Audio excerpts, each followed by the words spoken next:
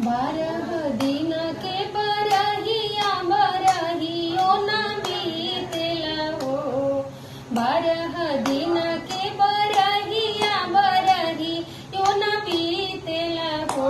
ललना खिड़की से ताकेला बलमुआ देखत मोह लागेला हो।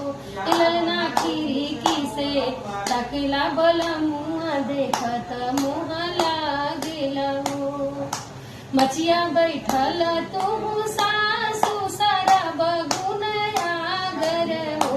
ए सासू थोड़ा आसा ए सासू थोड़ा आसा पकड़ बला का सैया के मनवा रख आई हो। ए सासू थोड़ा आसा पकड़ बला का सैया के मनवा रख आई हो। दिन के बरहिया बरहियो ना बीतेला हो। 12 दिन के बरहिया बरहियो ना बीतेला हो।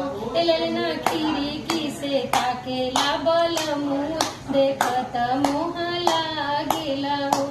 ललना खिड़की से ताकेला बलमुआ देखत मोह लागेला हो। मचिया बैठल तू सासू सारा बगुनया गर हो। ए सासू थोड़ा आसा ए सासू थोड़ा आसा पकड़ बला का सैया के मन